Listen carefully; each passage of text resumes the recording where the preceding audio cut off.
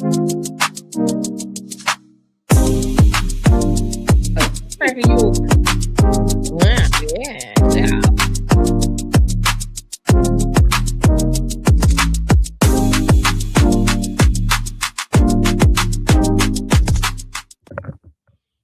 All right. Hello and good evening, everyone. Yes, come on, teach. Hey, girl. Hey, girl. It's like, if you can hear my voice. Clap.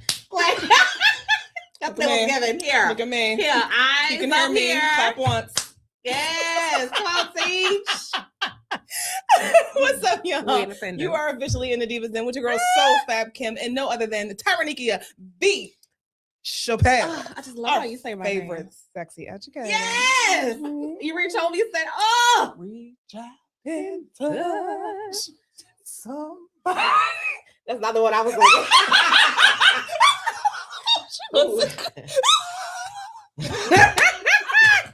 Okay. But you was like, you know. Go back to your mind out of there, girl. Who's talking to me? You have high expectations. I might be able to meet. I just want to say that out I loud. have faith in you. Oh, nice. But can we address why we were late? Oh, yes! Because you know I'm going to say that motherfucker right there. Y'all know. Spin, my guy. I love Kenneth L. Blocker to death. That nigga said, fuck you. And y'all show. And this show. And them dens. And that den. And the diva. And your guests. And the guests. Okay. And the guests. When you get two guys in a room that are passionate about football, they gossip and they talk just as much as we do. We sit in the room all looking like nigga. I know you see all of us. All of us.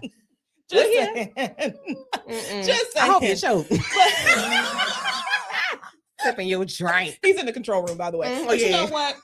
I'm gonna let him slide. You know why? Because it's his birthday. It's his birthday. It's his birthday tomorrow.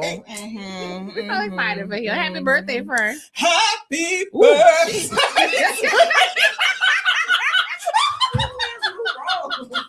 Elso. Yeah.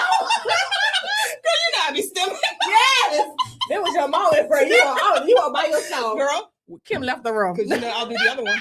No. Okay. We save room for that later. Later? Yes. Okay.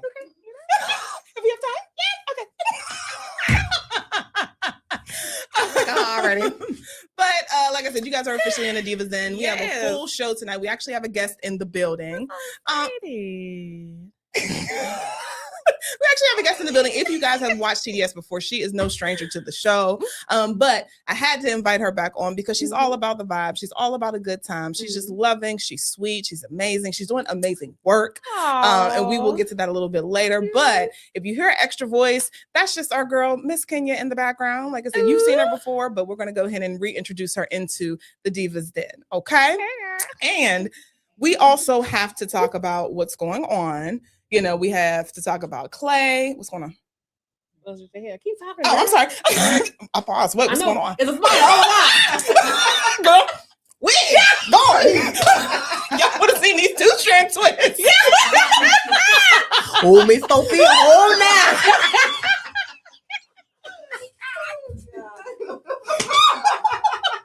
Shut up, you old fool.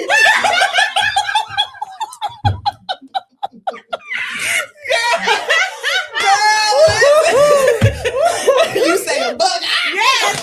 Oh, head gone. I'm sorry. Lord, y'all, my apologies. I did that. Go ahead, friend. Back to your class. We are going to get into Megan Thee Stallion and Klay Thompson. I know you guys have heard about that. Yes, the Michael movie. We're going to talk about that as well. And a boxer that you all may know relatively well who has lost his damn mind. We're going to talk about that. Ooh, and then some. But first, let's do our check-in. How you feeling, girl? You know what? Today it's been a busy day. Let me take you say that. But I would say it was productive, so I'm really happy about that. What's wrong? Huh? The mouse is broken. What's going on? The mouse is not connected. Yeah, the mouse. That shit always happen on my show. Everybody else else's show, be fine. Be fine. But when it comes to my show, we just too happy. Shit's just crazy. Insane. But you know what? Turn it on. You know what? That don't even Look at me worry sound about like tech support. Turn it off, turn it on. Did you check the battery? Did you check the batteries? You know what? Fucking throw it. Throw it on the ground. It'll wake up. What do we got going on? What's happening? Did it die? Do we need to turn it on? Turn it off? Can the mouse pad itself work? Yes. On the laptop?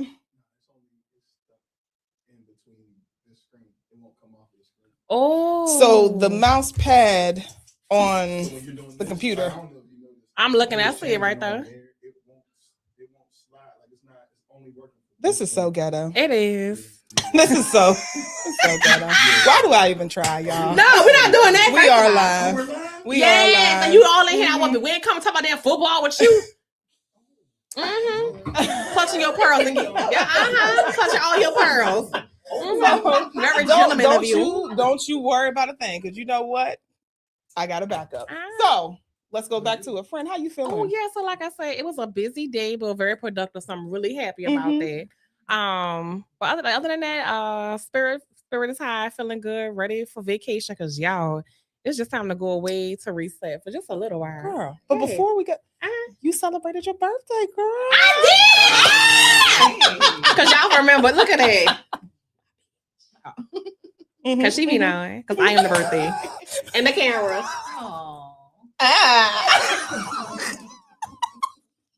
We making a thing all summer long. 2026, you the camera. Yes, ma'am. Y'all see it? Come here. That's right. But yeah, like I said, y'all. Yes, I did celebrate a birthday. My goodness, last weekend before last, the weekend before last. Yes. It felt like every day is just becoming one day. I know. So excuse me. Yeah. So weekend before last, celebrated my 36th birthday. Oh, we had so much fun. We laughed, we joked, we drank like hell. Yes. Oh my goodness. My liver is pissed. She like, bitch, you don't want no water, like none. A sip will do. Just a little drop of sugar.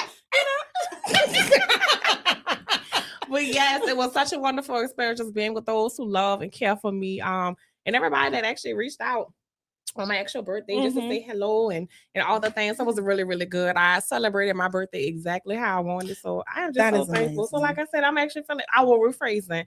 So I feel thankful. I'm feeling thankful. I'm feeling at peace and feeling love. So yeah. I love that. Because I hope you do feel the love. Absolutely. Y'all had me in that crying. I know. Listen, all the makeup was gone. I'm just in there, oh my God, it's so happy. That was it. By the end of the night, I was like, who was going out? We ain't making nowhere. That club says, who? Girl, I done already told you. I'm old. After a certain time, I'm in the bed. Listen, I was trying to get a wiggle out. I mean, like, I do it in the house right in bed. All these. Right on that pillow.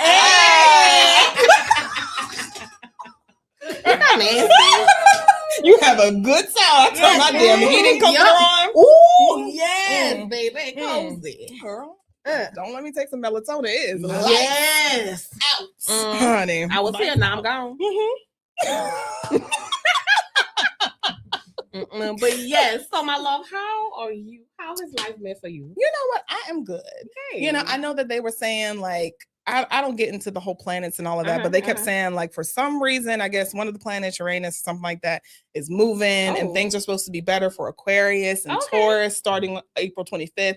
And surprisingly, it just seems like things have gotten significantly better, but like for 7 years, it was some bullshit that we had to deal with. And then Uranus, I guess that was a planet, y'all can correct me if I'm wrong, moved its ass out the way. Yes. It was like, here's the sunshine. Life isn't so bad. We care about y'all. Look.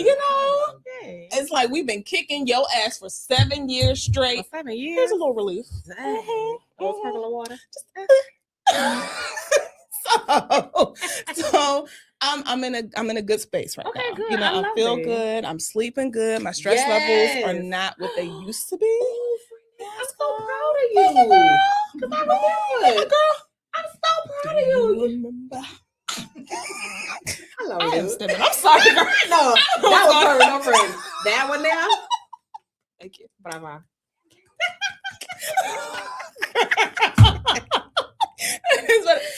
I feel better and I feel lighter. I You know, love that. and that's all I wanted for this year. Just to feel good in my body. You know, I do need to get back into working out, but we're gonna get there. Yes, sir, love. You got time. The body ain't going nowhere. It ain't. Don't lose Okay. that ass. You better not lose that ass, though. Okay. You had one. Tag you in. Yeah.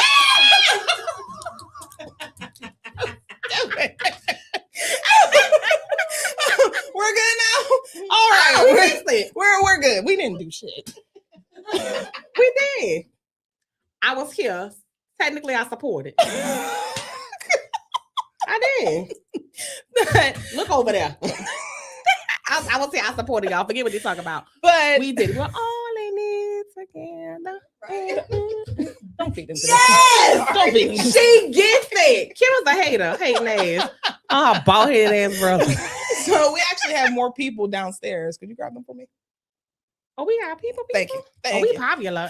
You know, I didn't plan well. I was just like, everybody come. And then, you know, so like I said, if you guys hear extra voices, because we have people in the studio. Yes, so, that's a crew. Look at us. We made it. Congratulations. You have been promoted. Yay! But let's get into our mirror moment. I lost you, so I can't pull it back up, but I can read it if you need me to, and then you can go ahead and go into the explanation. Love it, love it. So let me get that for you. Mm-hmm. I got you. Okay. All right. You ready? Yeah. Okay. So the question is, how did you learn to hold yourself accountable while in a toxic relationship or situationship? Ooh.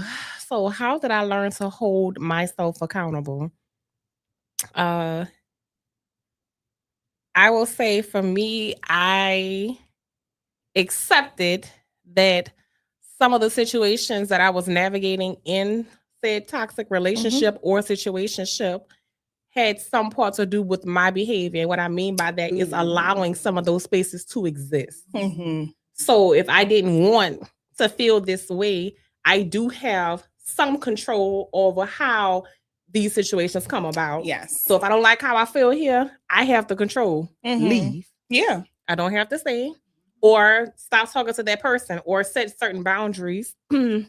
Excuse me. And if that person is not upholding those boundaries or respecting those boundaries, then again, leave. So that's how I learned to hold myself accountable. And then I also stopped allowing myself to feel 100% responsible for certain things that somebody was doing. So I'm like, oh, they did this. Well, I did this so they can do that. It's just a whole lot of back and forth and realizing that no matter what is done, or whatever you're doing, you just hold yourself accountable and you move forward with grace and for yourself and a person as well. But outside of that, no, we don't have to be tit for tat. Absolutely. And I think it's so important that you mentioned, you know, just not holding so much of yourself in a space where you are sharing all of the blame. That's true. Because in therapy, my therapist actually stopped me when I was talking about a situation. And she said, you do know that there were two parties to this, right? And she's like, I'm only hearing you reference yourself. Yes. But you're not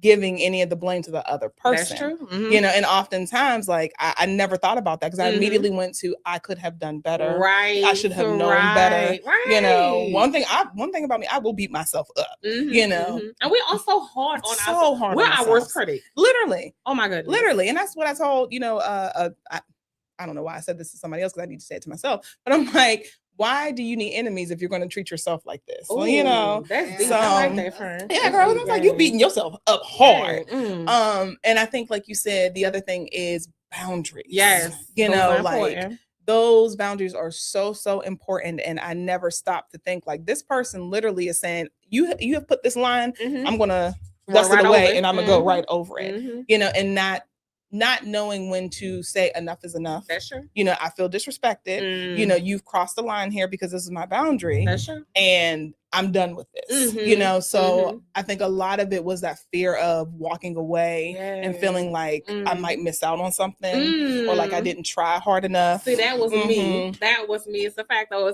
for me, one of those things I realized is that I'm big on loyalty. And not only not receiving loyalty, but being a loyal person. So for me, I'm gonna stay, I'm gonna be there, I'm gonna show up. Yes. And sometimes in the past, I would say rather, I have shown up at the expense of myself. And that's when it became really, really hard and sometimes that's where those lines are blurred because you can frame your loyalty as a doormat, and that's what you become at some point.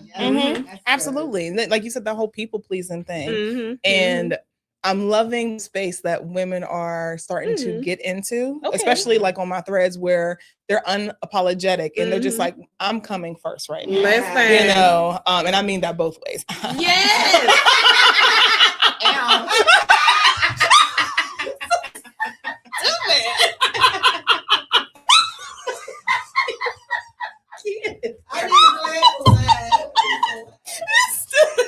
You started.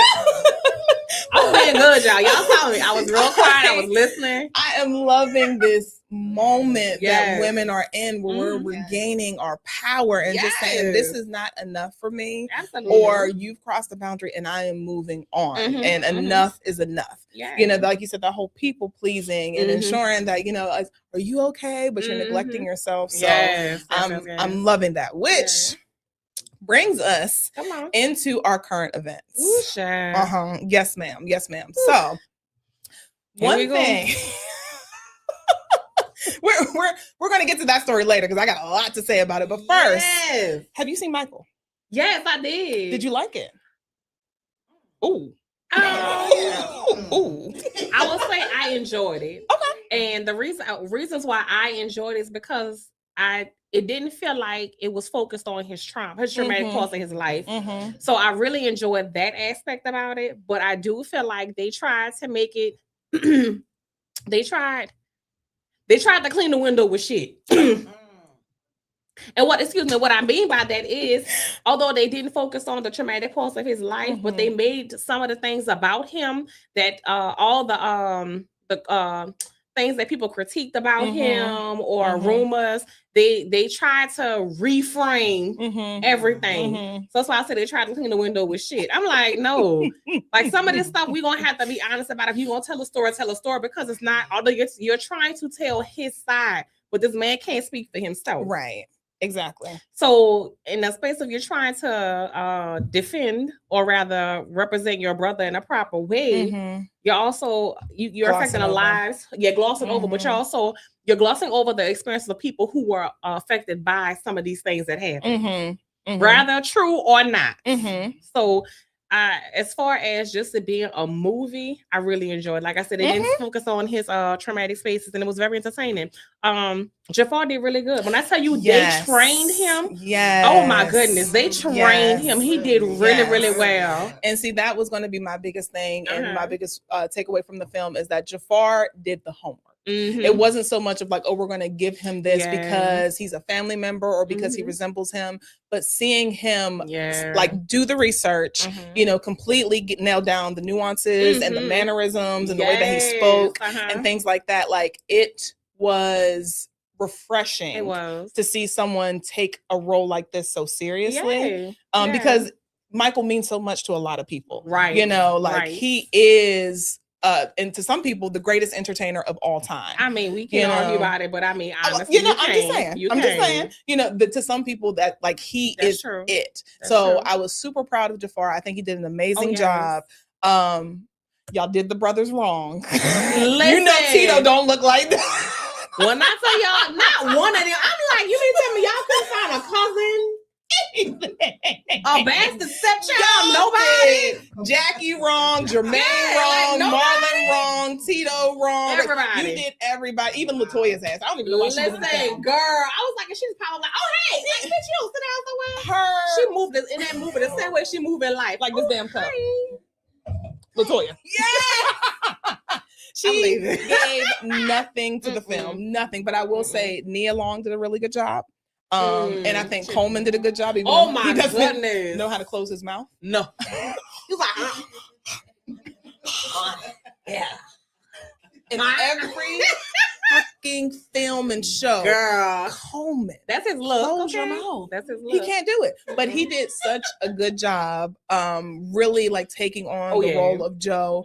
I would say he did his research too. Then he did. Yeah, he did. I do feel like they focused more for this story. I'll say this for this story, it focuses a lot on Michael wanting independence and freedom from Joe. True. So that was kind of like the take on it.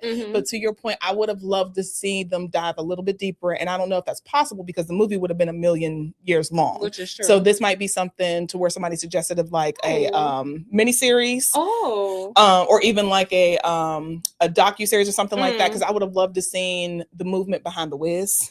And the drama behind that, you know, like, like Kayla was saying, the variety show, you know, hearing about that, like how they literally, you know, made their stamp into the music industry by crossing over with Cher, the Carol Burnett show, things like that. So I would have loved to seen more of that, and even just more of the dynamic between the brothers. That's a good point. I would have loved to have seen that, but I understand that this was just one point of view. Right, it was about Michael, so they kept it focusing on exactly. which is totally understandable. Exactly, they did take the Diana parts out of it because of legal issues. Diana said, "You will not incorporate me and have me in trouble. Going to smear my name." Now we know. You know, but it wasn't official in the film, you know. But then they also said that they were leaving room for possibly a part 2. Do you feel like it's necessary? No, I don't think we need a part 2. I mean, again, if you're not gonna, I think at this point we have learned all we need to know about this family and all the trauma in their lives. Let's focus, like they tried to do with Michael, focus on the entertainer. So to your point, how did he take and do these crossovers into these different genres? Because what that can do is help the next generation. Absolutely. Like think about somebody like Chris Brown, right? Like so he is another artist that could actually possibly cross over and do different things like that. You know, so I think maybe if they did a part 2, let's focus on him as the entertainer and not so much his personal life. Because at the end of the day, I feel like it's they're doing their brother a disservice by talking about his personal life, and he's not here to do this. Yeah, because when he was here, he didn't want anybody to know anything about him. No. So now that he's gone, you all are telling your side of his story, and that's where things get bad. Exactly. As a matter of fact, Janet Jackson that's one reason why she didn't want to be a part of it. And it was so funny because me and Babe was talking about it once we left the theater.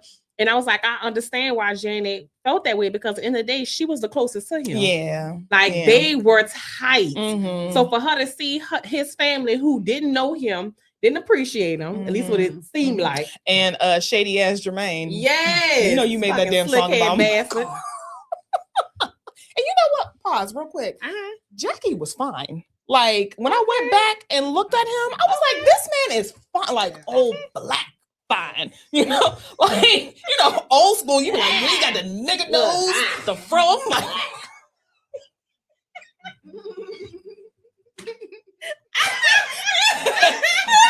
like Avery fine. Yeah. What are you doing? That is a handsome. I did not appreciate about your face. I know, girl. Well, I told you. I know the other one. No, bitch, the other one. Would you just say you thought about that?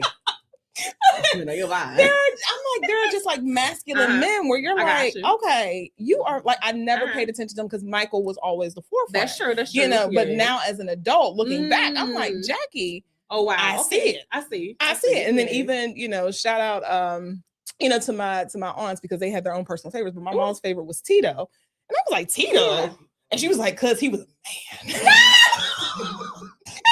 Mama like, he looked like he just take care of his family.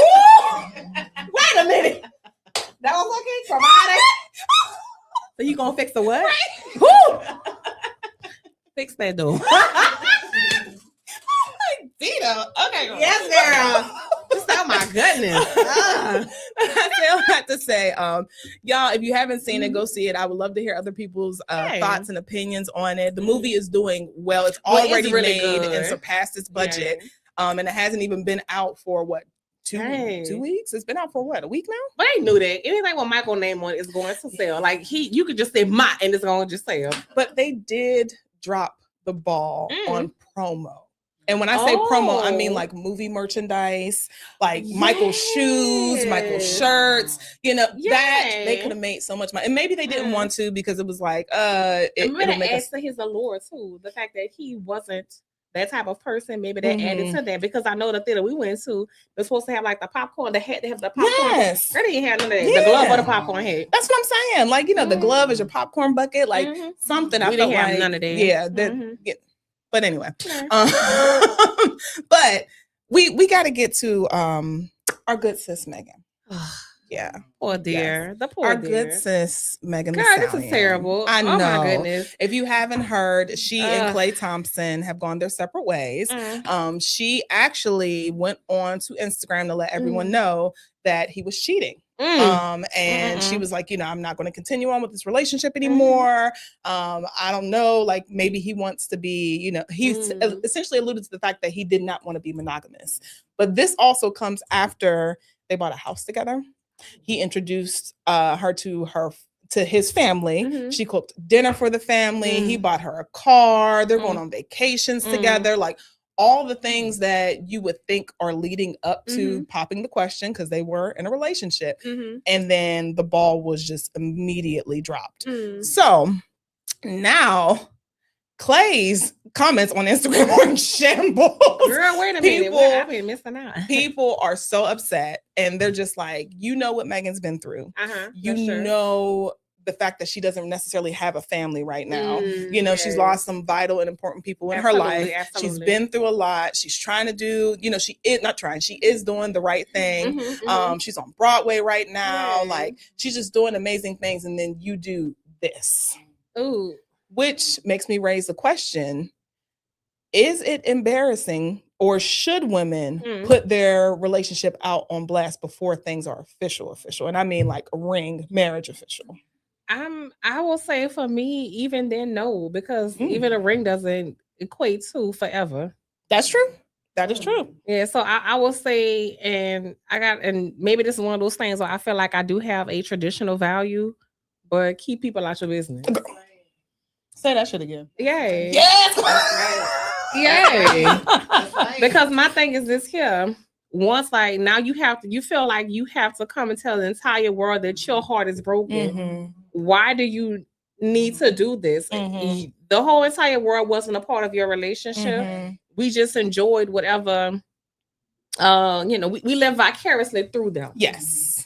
So no, I don't think you have to. Like I personally, it doesn't bother me that my partner doesn't post me on social media or I'm not introduced to every person that they know. Like I know in spaces when we're together, it's I'm presented where I know that the people in the room know that this is that I'm their person, right? But as far as like just having this grandiose, you know, explanation of your relationship and who you are, where you are, like for what? I felt like in moments like that, you're seeking a level of validation that your person never be able to give you. Yeah. And I know again that's just my opinion, but I do understand for some people that is a part of their love language. They want to be known. Yes. They need that because of whatever have happened to them in their past relationships or even family. So the desire to be known and be validated is important to them. But like I said, for myself, that's not the type of validation I need. As long as I know for a fact you validate me and you don't play about me, we good. Absolutely. And I think that that's such a good way of thinking. And I can only hope that more people wish or want to think like that and should think like that.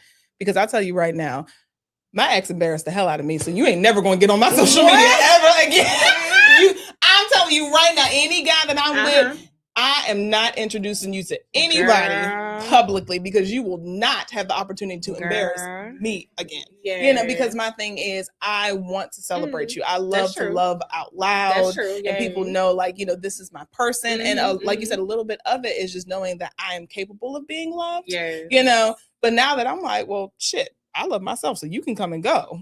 I'm not doing that anymore. Like the relationship feels better when it's yours. You know? Yeah. And it's something about that. Like you said, I love that you say that it feels better when it's yours because it's in moments like that when you have a certain type of food that you enjoy or a certain outfit, like something that's just comforting. When you share too much of it with so many people, it loses its comfort.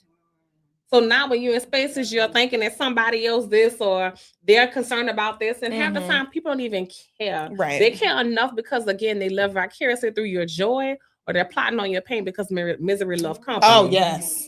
Yes. Yeah, so the minute the relationship fell apart, those women who are walking around who feel like they're hot girls and, you know, they are Megan, like, no, you're not. You know the artist. You don't know the woman.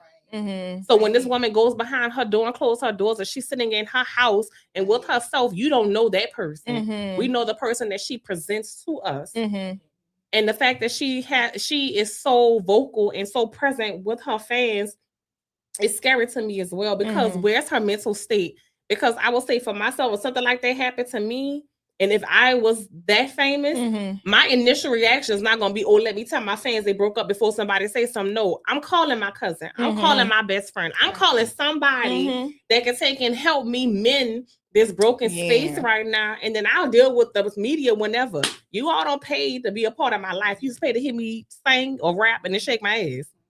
I was going to stem, but I'm not going to do it. I'm not going to do it.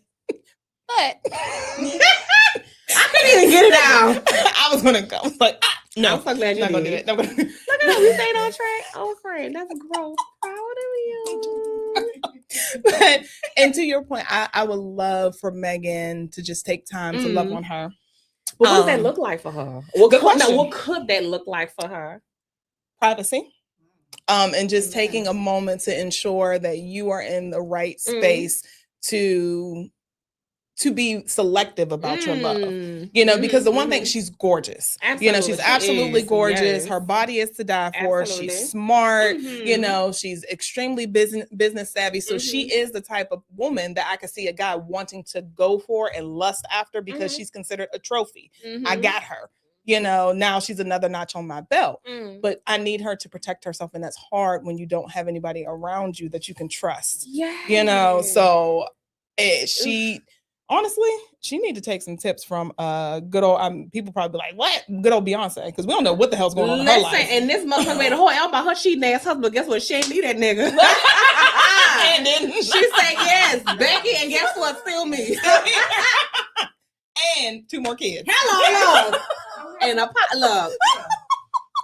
Still growing. And then his ass apologizing on 444. Listen. Because I ain't mean it, you know.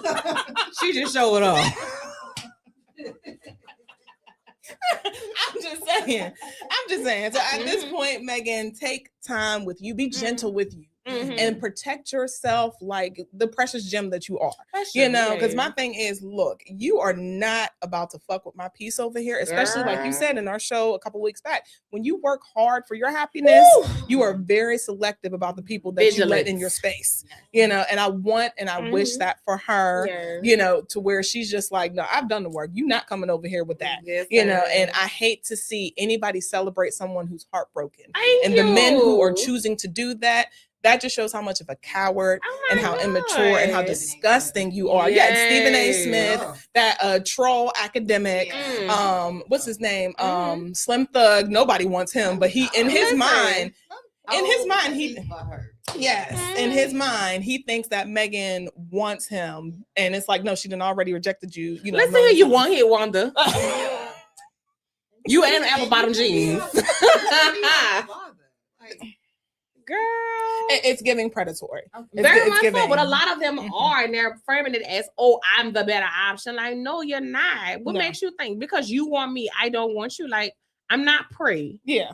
Like, go find something else to do with your time. Exactly. And like you said, this whole ownership of I want to own this woman, you know, and then once I have her and I've done what I wanted, then I'm moving on to the next, which brings me to my next topic. I don't know if you guys have seen this video of the boxer Adrien Broner. I have not. So he recently, that's him.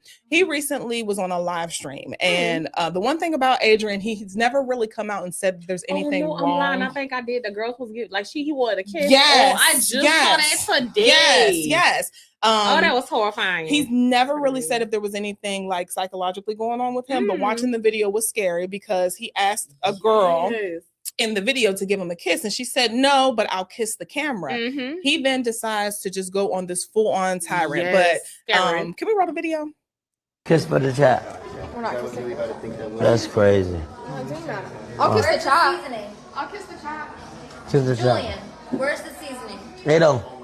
Just like She gonna be a bitch. I leave though. Nah, I don't play with women. All that playing, I don't play with women, gang. I'm that nigga. I'm really him, bro. I don't gotta. I don't care how beautiful a woman is. None of that, bro. I make my own millions. Don't nobody do a round for me. Don't nobody run a mile for me. None of that. I don't care about a beautiful woman. So if she want to go, let her go. Nigga, I'm rich already, gang. I'm me. And look at the food, Dad. I'm me, bro. I built.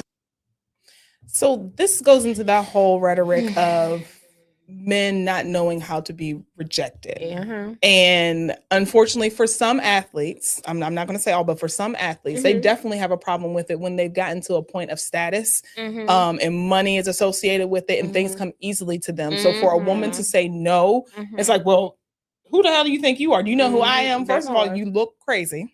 And then at any point, a woman or person is allowed to say no. Absolutely. You know? Absolutely. And I think that's the one thing that I love that you preach about, you know, when you're doing your classes and when you're talking to people, when you're out doing sexy education is simply about the importance of consent. Yes.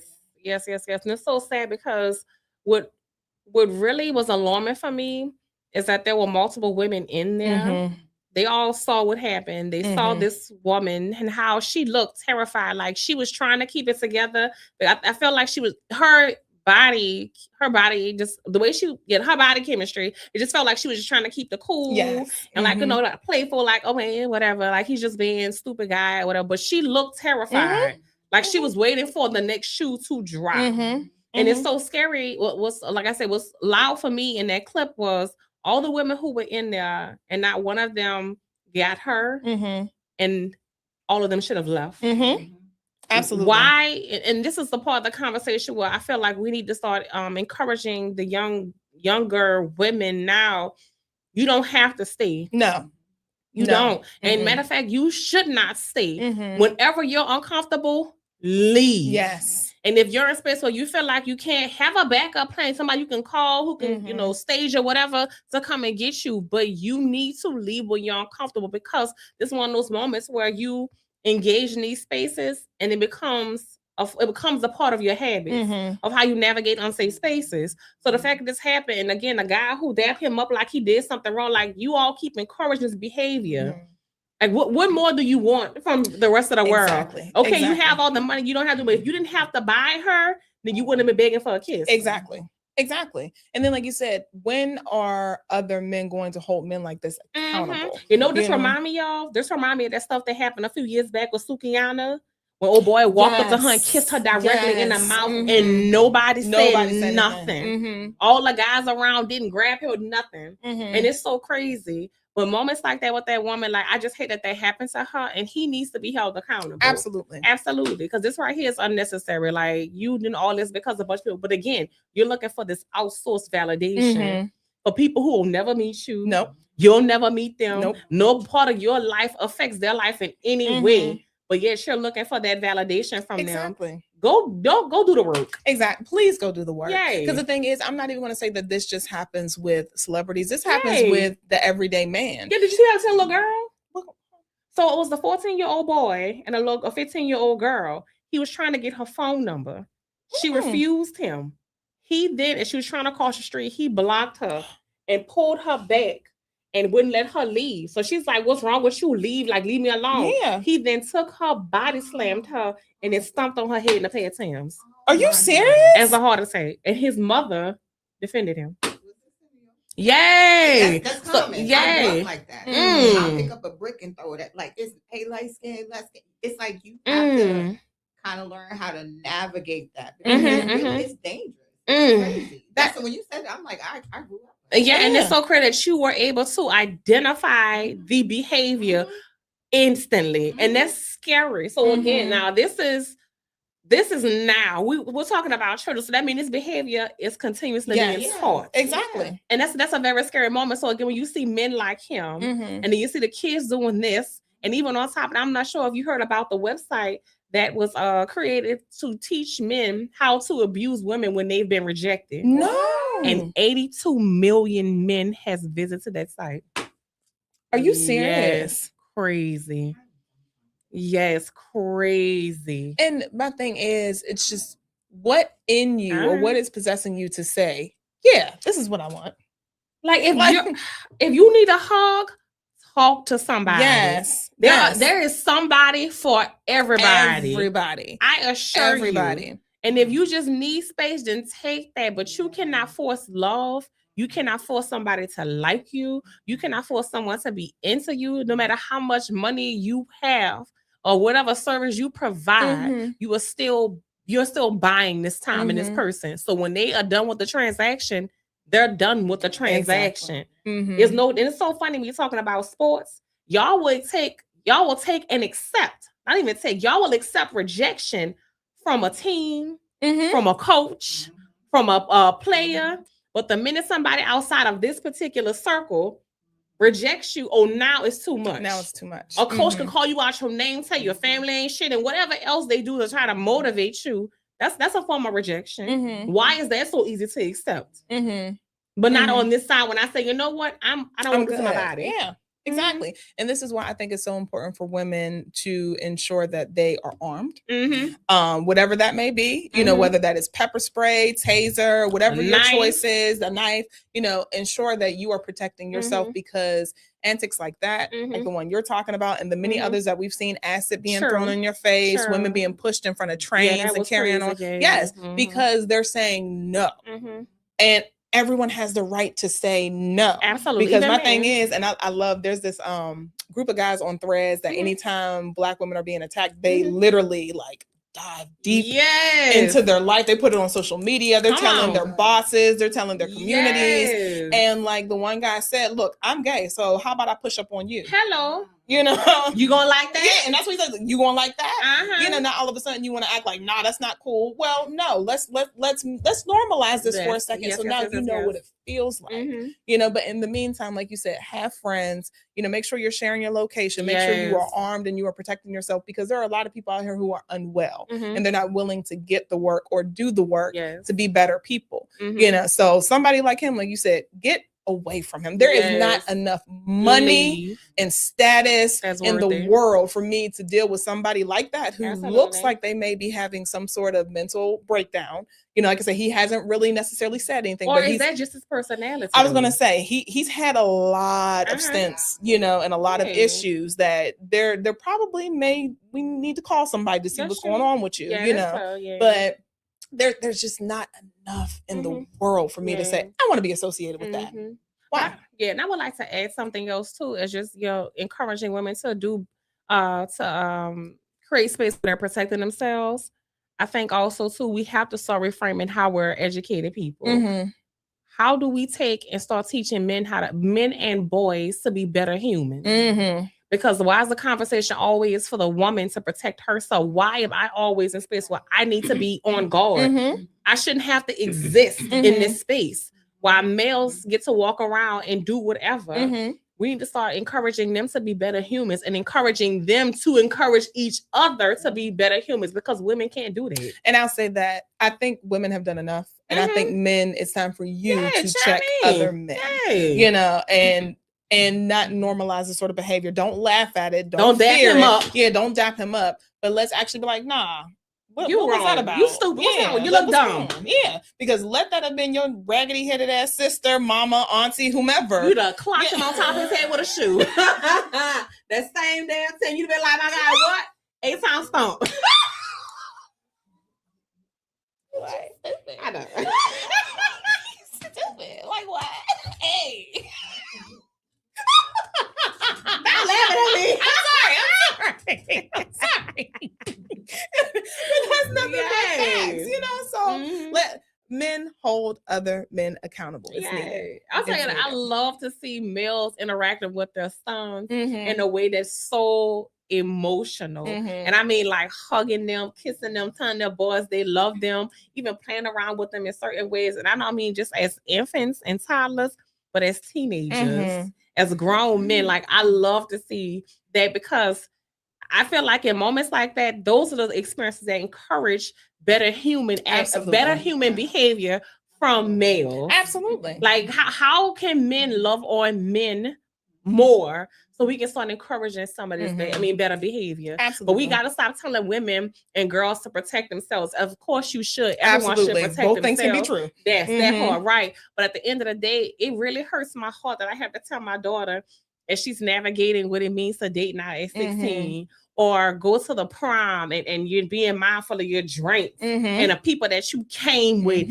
and making sure they're not drinking, and making sure, like, it's so heartbreaking to have to prepare her to be in a space where she could be under attack at any moment. Absolutely. It's scary. And I hate that for her. I really do. Yeah, it's scary, and it's also unfortunately a reality. It you is. know? It is. Absolutely. Which we are going to switch gears because we have a guest in the building, and she has been so patient, but also shining. And running out of mouth. You know, our good sis, Miss Kenya Anderson. How you doing, boo? Hello, I'm doing great. Yes. Don't start your shit. Right. So My girl feeling herself. She leaning there. She's like, Listen, it's me. Listen, this is me getting sleepy. I'm like, Yes. Listen, I'm look, looking we like, called it sex, and you called it. No, you should have been like, Andes. what? We're gonna have you up, Andes. So I I'm can't sorry say you're here That's so right. late. You know, come closer to the mic. Okay. Well, slide over. That's what he's telling slide you. over this way. Okay. Other way. Other way. Okay. Okay. Musical chairs. Slide to the left. Is better? Slide to the right. So we actually would have been wrapping up around this time, but you know, siblings. Right. You know. That part. But tell That one. us a little bit about sacredness, please. Awesome. So sacredness, and I call it postpartum wellness. Oh, I love that. Yeah, because so often we talk about postpartum from a depression standpoint. Mm. And so my platform is about teaching mothers that there is wellness inside of motherhood for you, right?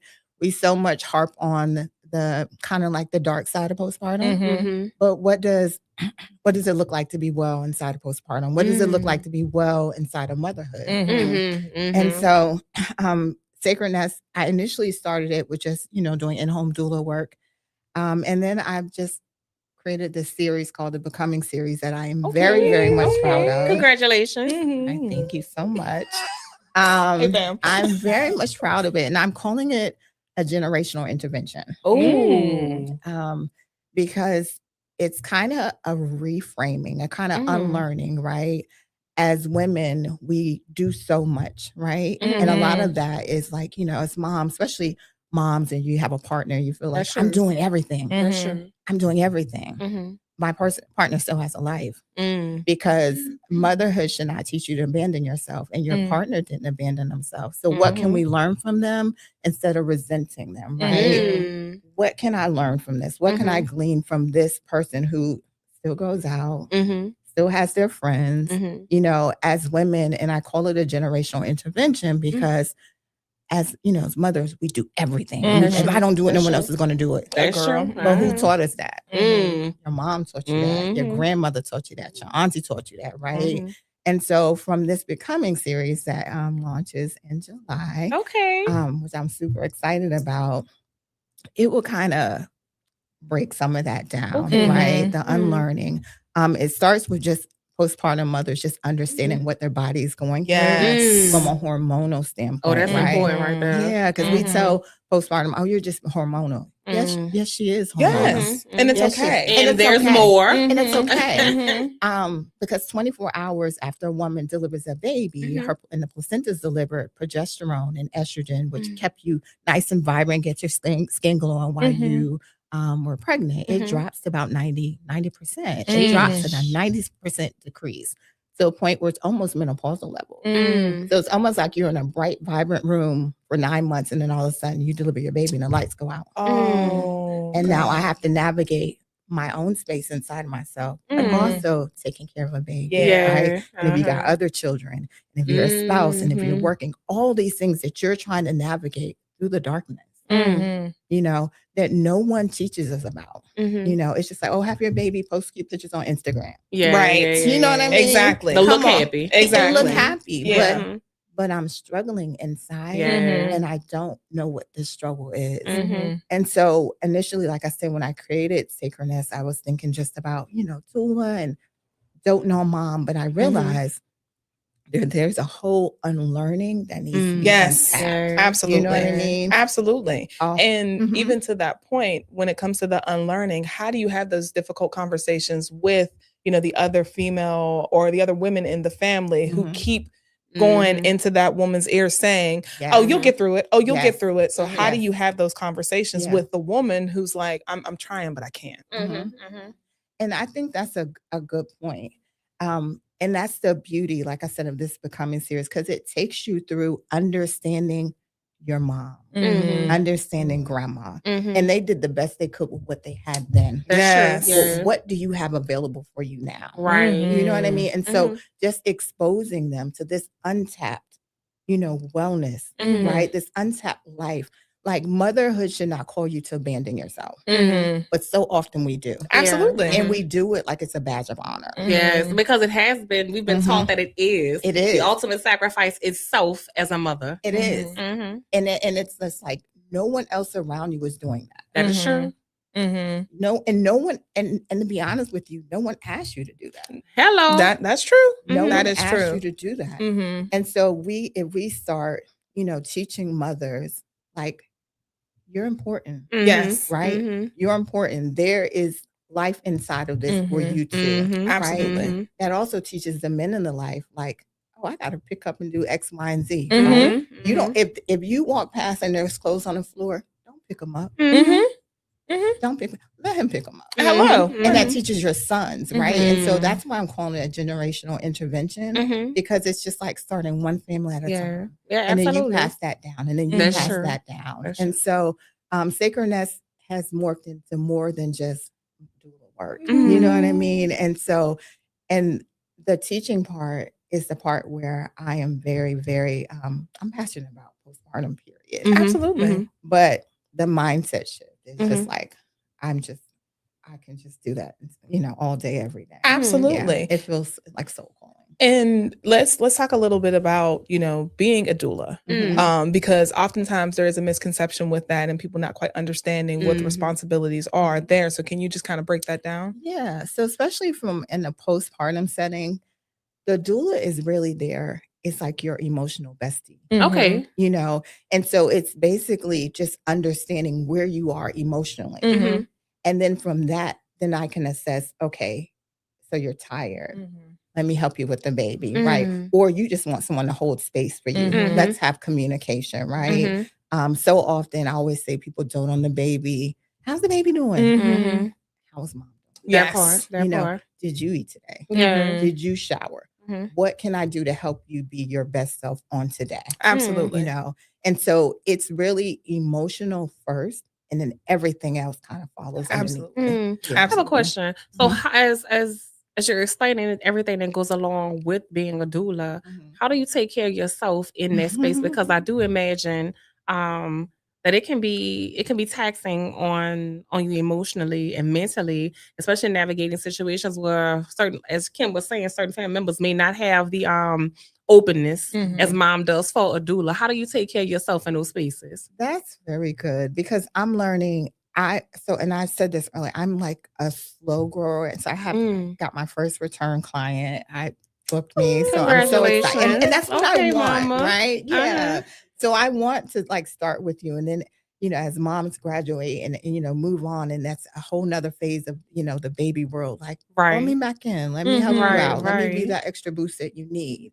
But I also am not in this rush where I just want to take on a load of clients. I just want to put Uh-huh. myself out there Uh-huh. because I also want to be effective, Mm.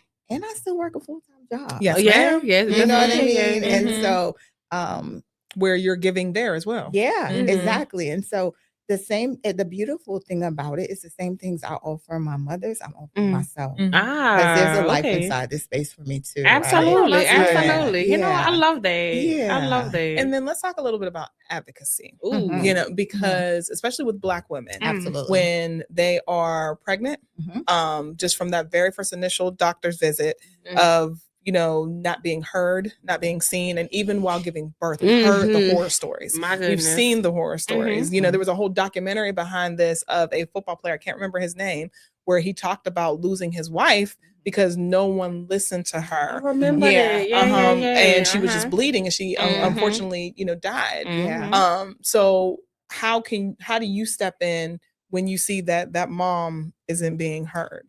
So that's a good thing. So and that's the beauty of having the maternal like doula who's there, like the birthing doula who can be that resource for you. And I know there's like association, I think it's called Mame, that's in Durham. Yeah, I work with them. They Yeah, are wonderful. exactly. Oh my God, they are amazing. They are a wealth of Yes. resource. And I Oh my know goodness. UNC did a thing where every mother who was birthing a baby, I think in Durham County, where they were offering them a doula, a birthing doula. Oh wow. Because they offered my daughter one. And so, but that is true, the thing of advocacy, right? And so, and it's so scary and it's crazy to think like a beautiful time is a scary time too, right? You have to research as Black women. When we go into these hospitals and these spaces, like we literally for 6 months researched where my daughter would have my grandson. And 2 weeks before she had him, we found the place. But it's research and read the reviews. And it's scary to think that that's our reality, but that is our reality, right? And if you are able to have that doula with you, or a loved one that's a nurse or a physician, you know, present with you. Yes, absolutely. You know, and it's easy to say, you know, well, speak up. Sometimes they don't hear you. No. They blatantly, they hear you. Oh, don't get it twisted. They hear you. Yeah. Yeah, but they ignore you.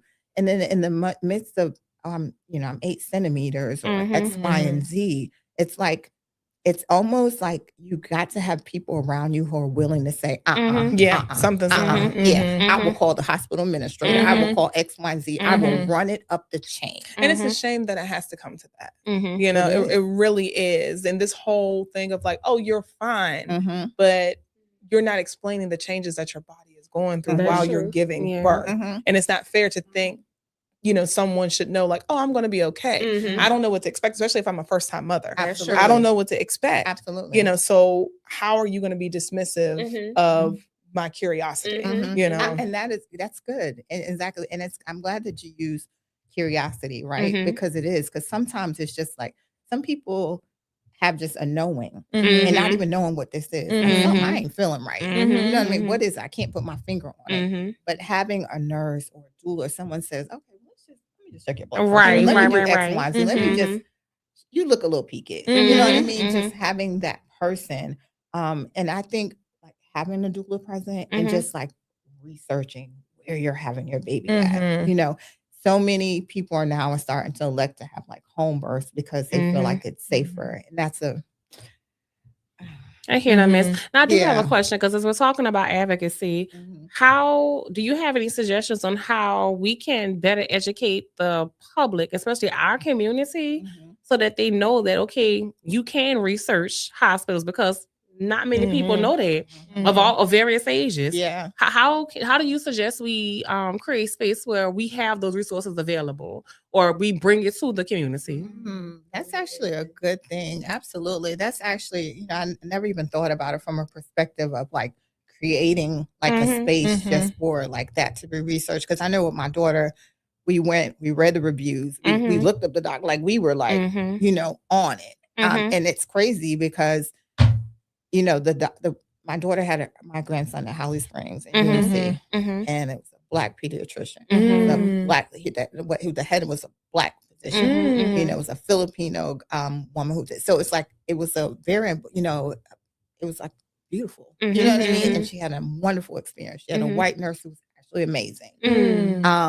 But you're right. I Mhm. don't know of a space that just collectively puts in reviews. And that was actually a brilliant thing Mhm. because, you know, it would be nice to just have it in one centralized location. But for us, we just went to the website, right? We read the reviews. We called we called the doctor. We had a, meeting with the practice. And so that's actually pretty brilliant. Yeah, because I think about it from this aspect too. Those who may be on assistance, so they're receiving Medicaid, they're not getting as many resources that are available for everybody else, right? So how do we take and educate those women who are navigating what it means to be pregnant right now and care for their bodies and also care for their child?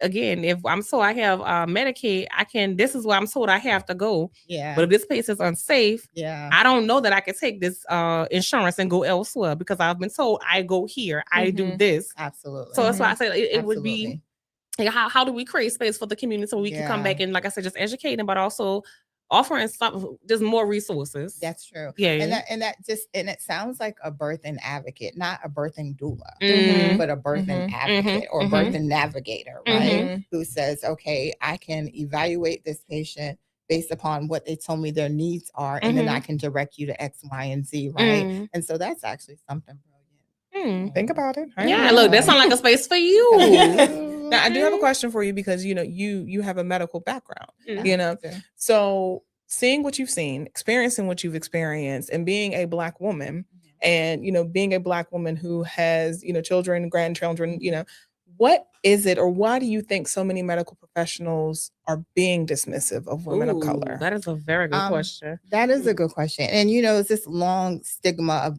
Black people don't experience pain. That is true. Huh? They don't experience pain.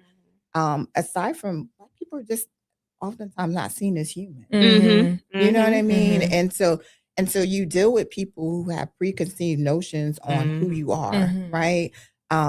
It's so crazy, working in a hospital, being a nurse, we have patients that come in and they'll say, okay, this is a VIP patient. That means they paid top money. And it's like, so then we're supposed to like roll out the red carpet. I'm like, well, what's the difference in the care that I'm going to give them? Exactly. With the person who was not VIP, right? Yeah. And so that already shows the systemic bias, right? And so if this is the VIP person with all the money, who's the little Black girl who comes in? Yeah. Right. You know what I mean? Who is it? And I think that's the importance of people who look like us going into healthcare, right?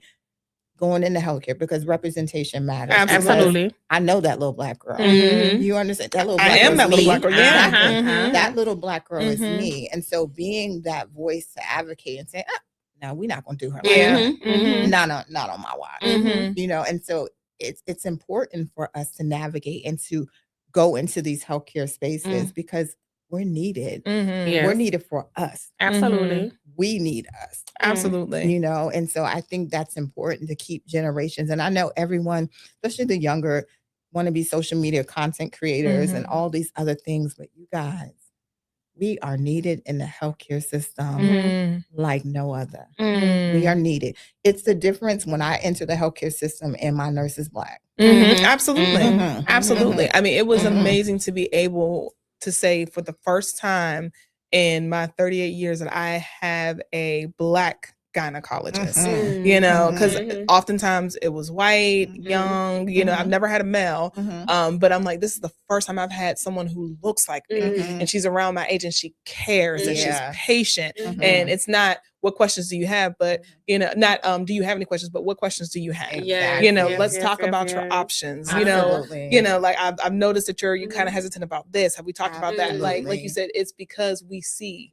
each other, and I'm the first one to say whenever it's new enrollment, I get my medical, I'm like, I need to find a Black person. But oftentimes, because so many of us are looking for Black people in the medical field, they don't have any availability.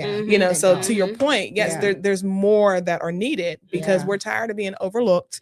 We're tired of not being heard. We're tired of being dismissed. And that's why you wonder why people don't go to the doctor. I actually have another thing to add to that, because you made a very good point. But also what we need to start doing too is reframing how other people who don't look like us are being taught in med school. Like we have to we need to start getting rid of some of those stigmas Mhm. and those stereotypes. Like it's time for us to break those down. Us who are in the medical field. Mhm. You know, I think a really good book for people who don't look like us, who are going into the medical field or Mhm. are already in there, will be Medical Authority. Mm.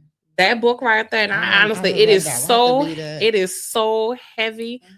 I've been reading it for years. Like, because it talks about some of the things you talk about as far as Black people not experiencing pain. Mhm. It goes into the history of how the medical system was created. It was created on our body. It Mhm. was. Everything With you know no about anesthesia. everything that you know about gynecology, a lot of Yes. gynecology Yes. has been because the experiments that's been done on Black Mhm. female Yeah. bodies. Yeah. So reading that book made me such a big advocate for myself, but also teaching my daughter. Mhm. So I think if people again who don't look like us, if they were to have this information and read it and read it with empathy, but also from an educational space, we could start some of those shifts that are needed Absolutely. to Yeah. change Yeah. the medical system for us. Absolutely. Absolutely.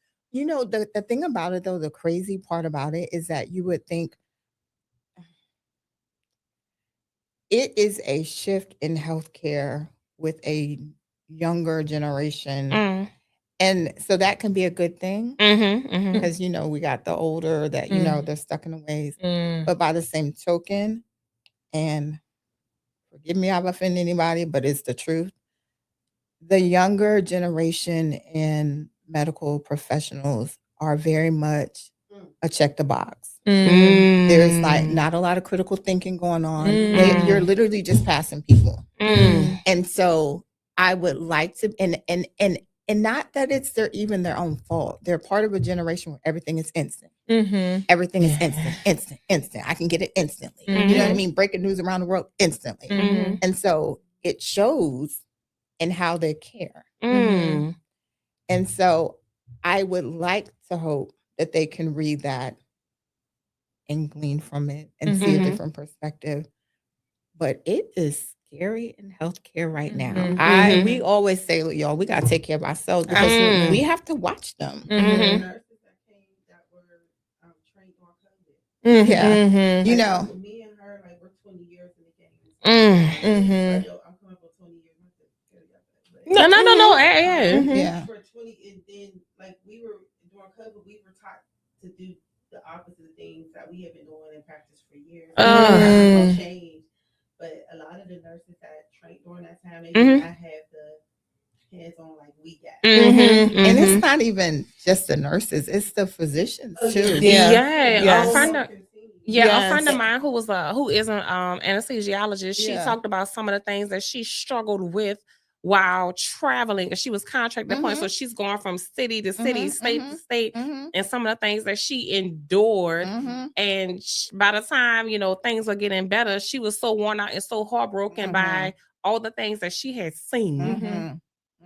So hearing you all, so it's very interesting to hear your perspective and hearing some of the things that she shared. I'm like, that is very scary. It's got to be very scary to be so experienced and watching everything, because what that also says is the fact that if anything happens to these patients, you're also equally responsible because you're there. Exactly. You're absolutely. And there's a whole, you know, liability, you know, because we hold, you know, as nurses, we hold license. Yes. And so, and it's crazy because in the healthcare center, you know, physicians tend to be male, patriarchal, right? And so nurses tend to be female.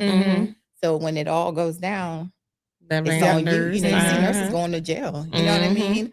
And the crazy part about it is we don't write not one order. No, You know, not one. not a one. I Not have no one. authority to write any order, right? No. But it is very much scary in the healthcare setting, even before, like, you know, going back to pregnancy, entering into this healthcare setting, you don't know who is touching you. Yeah. And to some of these, like, especially like residents, they kind of throw them to the wolves.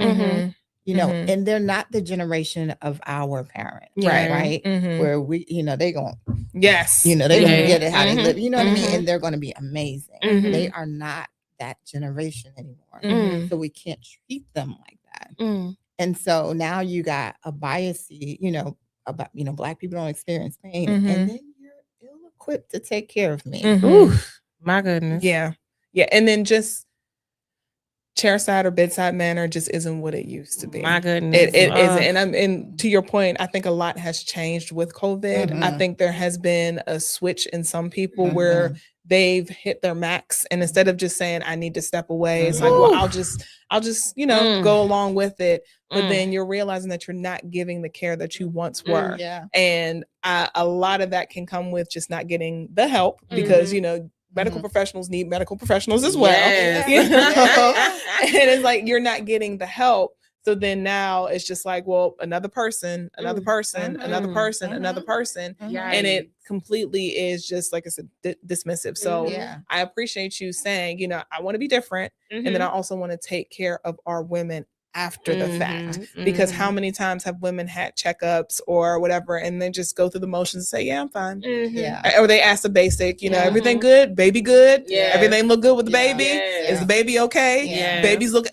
What about me? Somebody gotta feed this little motherfucker. What about me? Or even the whole process of not being able to feed. And it's like, oh well, they'll eventually latch. I am having problems. I'm crying. I'm hurting. And I'm feeling my emotions and now being affected because now I can't care for my child. That you keep telling me to care for. And your hormones are at menopausal levels. Yes. Like I'm getting back to your point. So it's like, oh my goodness. So I so deeply appreciate the work that you do, and that's why I had to have you come on in the Divas Den, because this space is specifically for women. Yes, and if we don't have children, we're at childbearing age. So that's why I wanted them to know about you, to see you, and to hear you, and then also get the resources. So drop that information again about these classes. Yes. So the Becoming class will be launched July 2026. Okay. Hopefully to be continued. But I'm also Sacredness Postpartum Wellness on Facebook, Instagram.